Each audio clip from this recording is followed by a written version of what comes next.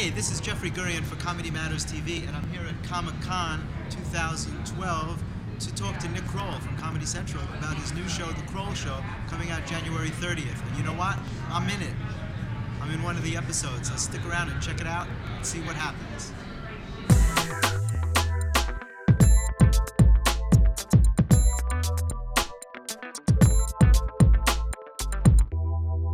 How are you, Nick? Good to see you guys. How's it going? Can I just ask you this? The show is January 30th. It's October. How do you spend every day waiting for your show to come out? What do you do? It's been months. Up before now we've been waiting. We locked the show in end of July, so we have quite some time to wait. Partly I have the league that I've been working on, and I think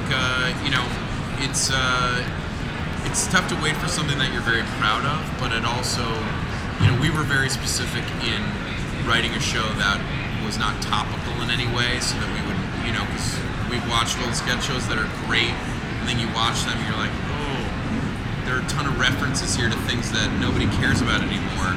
So we were very specific in avoiding that, so even though it's tough to wait, we're not overly worried that the things that we were writing would be irrelevant. It's just the excitement. Well, I think, the truth of Sex and the City for Dudes is that is just our group of buddies. Like, that is a joke that we've been doing amongst ourselves for years of, like, going on hikes and talking about our feelings. And we just started singing Sex and the City for Dudes. And when we said something that was, like, slightly on the line of embarrassing or very open, we'd say, Sex in the City for Dudes. It's not in any way really a parody of Sex and the City. It has nothing to do with it. What we just shot the bizarre things that we would sort of talk about and splitting a checkup or diets that we're on or what's going on with our love lives, and then just gave it to the editors, and we were like, art project, go make this interesting.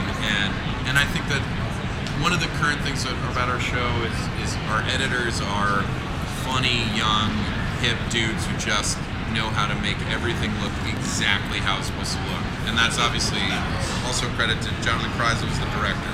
I was there the day they shot that scene, Yeah. and first of all, it was great because all your friends were there. Everybody comes out to support you. Yeah. When I interviewed Joe Mandy this summer in Montreal, the first thing he said was shout out to Nick Kroll. That was his interview. Right, the whole course. interview was because he loves you. Because he loves you, man. That's why. And it came across in that scene. It was all your friends. Yeah. And every one of them is on a show. Yeah, and that's every one of them is doing something. That's the exciting thing about, as you say, it's the current today, and that's just the luck of me and John and the rest of those guys and the other people collaborating in it, coming of age in New York and then coming to LA, and I just think it's an incredibly exciting time in comedy right now, in that all of our friends have their own shows, and Paul Scheer's got NTSF, Jon Daly does that, Scheer, is on the league with me, I go and do Children's Hospital.